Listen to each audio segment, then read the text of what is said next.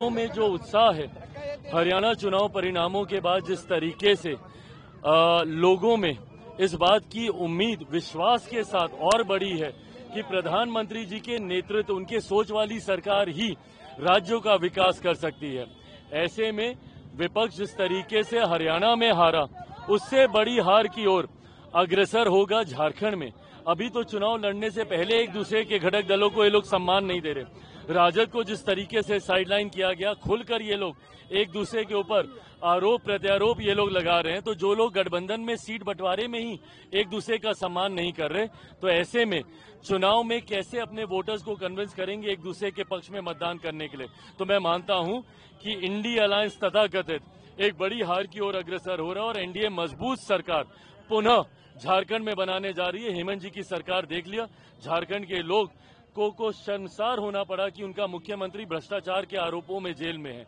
तो ऐसे में एक मजबूत एनडीए की सरकार अब झारखंड में बनने जा रही है। बिहार में भी चुनाव होने वाले हैं, उपचुनाव क्या रहेगा, नतीजा क्या आकलन है? मुझे पूरा विश्वास है कि एनडीए की सरकार, एनडीए की जीत इन चारों सीटों पर, उपचुनाव जो बिहार में 4 जगह पे होने जा रहे हैं उसमें भी होगी।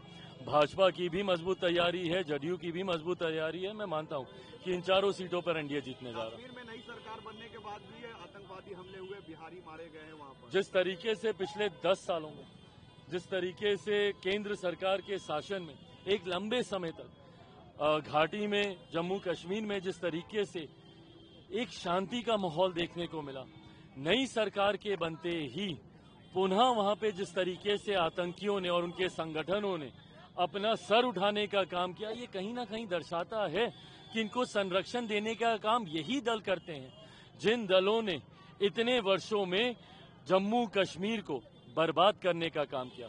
पिछले कुछ समय तक, जब तक केंद्र का शासन वहां पर रहा, परिस्थितियों में सुधार आया, पर आज नई सरकार के बनने के बाद और पुनः उमर अब्दुल्ला जी जिस तरीके से वहां के मुख्यमंत्री बने हैं, जिस तरीके से आतंकी गतिविधियां दोबारा से सक्रिय हुई हैं, कहीं ना कहीं सरकार और ये लोग उनको संरक्षण देने का काम करते हैं, इसकी आशंका अब जाहिर होने लगी है।